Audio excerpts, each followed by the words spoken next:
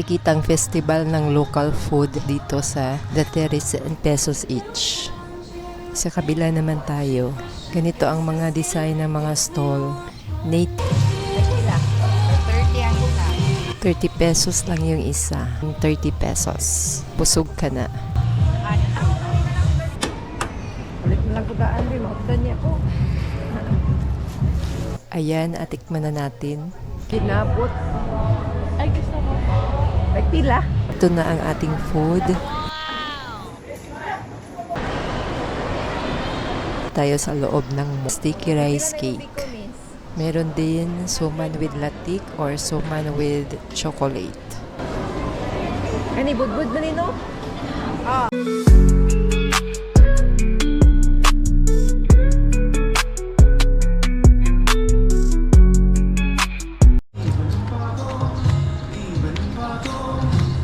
Hey guys! Welcome to Ayala Center, Cebu!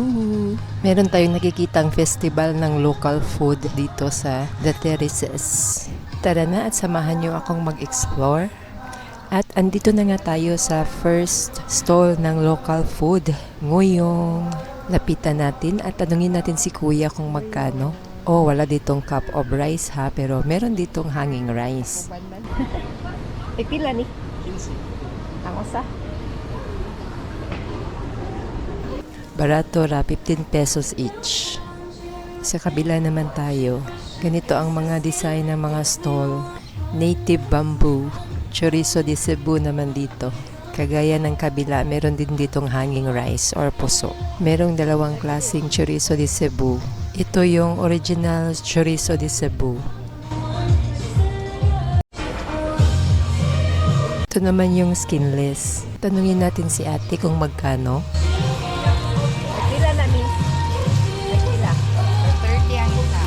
30 pesos lang yung isa. Barato ra. Tikman natin yan mamaya. Mag-ikot muna tayo sa ibang stalls. Dito tayo sa pangatlong food vendor. Ayun, lechon pala dito. Tingnan natin. O, naka-cover pa yan ha. Para iwas langaw, para talaga malinis. Ayan, lechon. And it comes with 2 pieces of hanging rice or puso. Sa halagang 130 pesos. Busog ka na.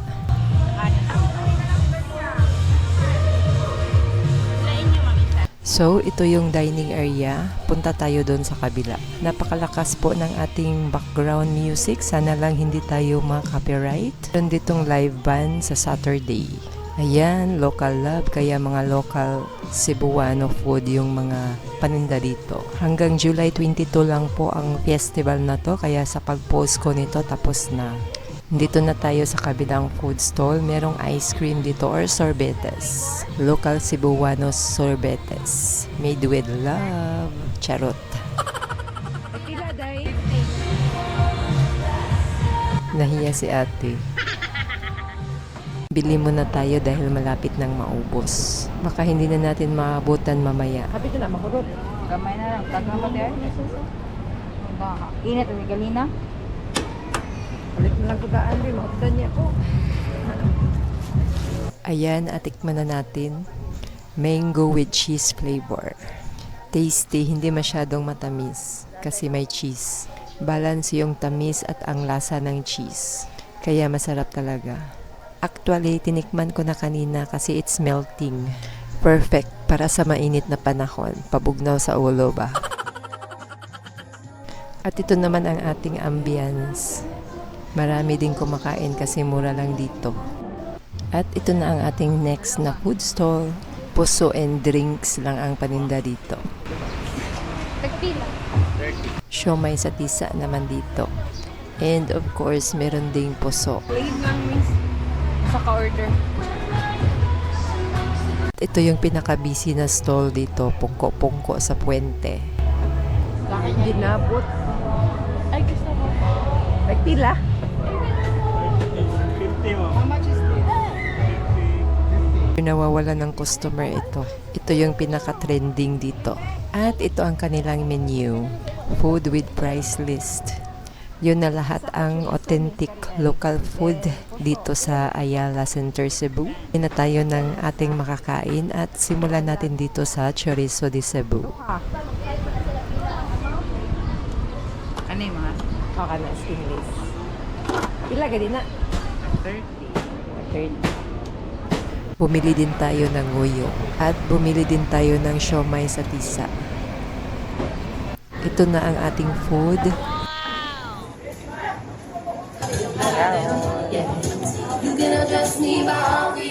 Una nating tikman yung nguyong. Masarap sana yung nguyong kaya lang medyo na-overcook, matigas na.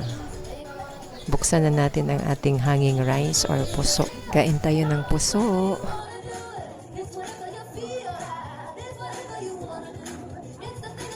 Chorizo de Cebu naman yung tikman natin. Tasty, sweet and spicy ang lasa. Ang siomai naman ang tikman natin. Japanese flavor yung pinili natin. Siomai sa tisa. Lami gid siya guys. So, yan na po ang ating authentic local food dito sa Ayala Center, Cebu. Local Food Festival hanggang June 22 lang, Sunday. But wait, there's more. Kahit walang local food festival, marami namang mga restaurants dito, lalo na dito sa The Terraces ng Ayala Center, Cebu. Yan po, mga nakikita natin, mga restaurant po yan. Merong local at international cuisine. Gaya na lang ng Hukad Restaurant. They offers local food. Sunburst. Ito yung menu ng Sunburst. Meron din tayo ditong Kuya J Restaurant. Mga Filipino food. Tingnan natin yung menu. Ito yung menu ng Kuya J.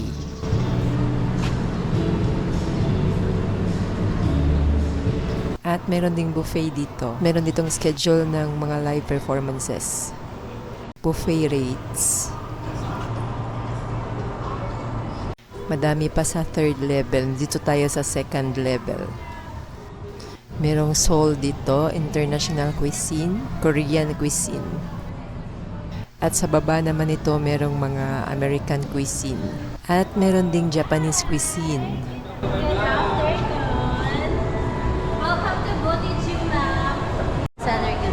Platter. And then we have a lot of promos at Gitna. Like ano siya, one of our promos, a minimum spend of 2,500. So, nanaka 500 less na dyan tatawin. And then we have also the 50% discount na. Kung mag 50% discount na, we have SPAS credit card and Indian credit card na. It's 50% siya the whole building.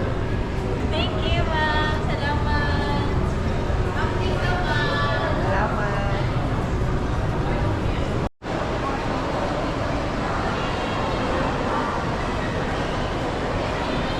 Tayo sa loob ng mall, maghanap tayo ng local delicacy dito. Pero bago tayo maghanap, itry muna natin itong ilaw-ilaw. It's a yogurt ice cream. Yan po ang kanilang menu. Yogurt ice cream with toppings. Ito po ang mga toppings.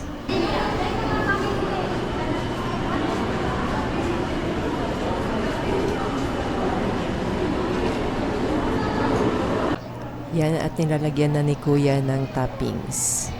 Kiwi toppings yung pinili natin. At ito na nga po ang ating yogurt ice cream. Ito na po ang ating hinahanap. Our local delicacies na pwede rapod pa sa lubong. Atsal, papaya salad, saging pinaypay.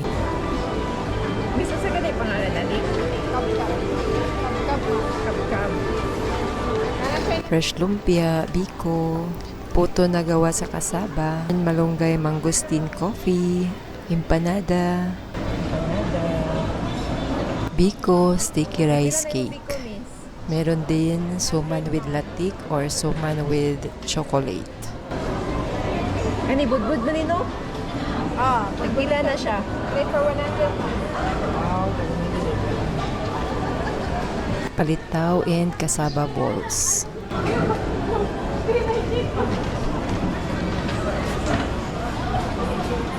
Puto cheese, linosak, puto, pinalutaw, sapin-sapin, and leche plan.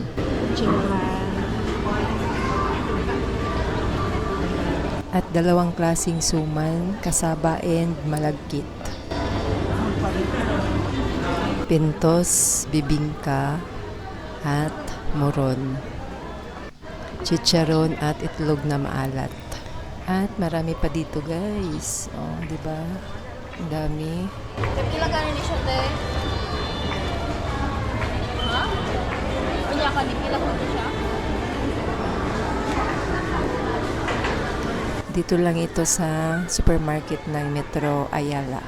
At talaga nga namang napakadami ng pasalubong para sa ating mga loved ones.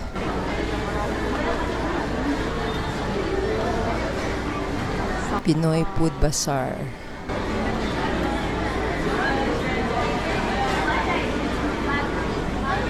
Isa ni siya, te. Isa ni? Chinese tempura. Ay, pila po na? 35? 95?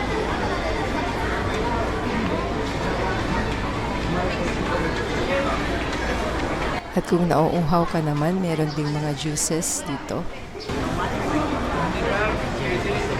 Marami pa pala dito. Merong peanut, kalamay sa buhol, at marami pang ibang pangpasalubong. Dito na stall merong hopya de Cebu.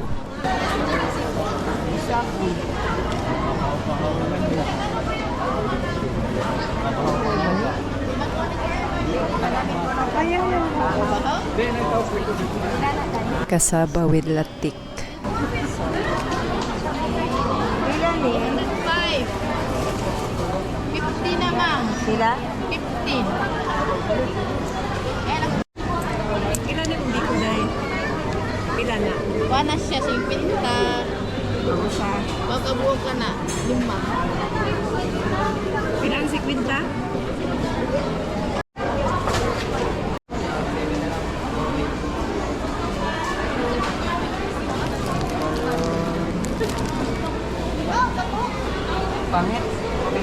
Meron ding Cardinal Bake Shop pala dito.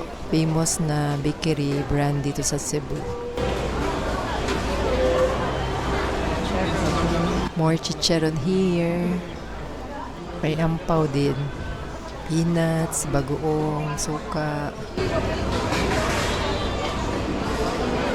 Kung pupunta kayo ng Cebu, don't miss to try local flavors. Cebu's authentic food like ngoyong chorizo de Cebu, lechon de Cebu, siomay sa tisa, ug ang lamian og barato nga pagkaon, the original pungko-pungko sa puwente.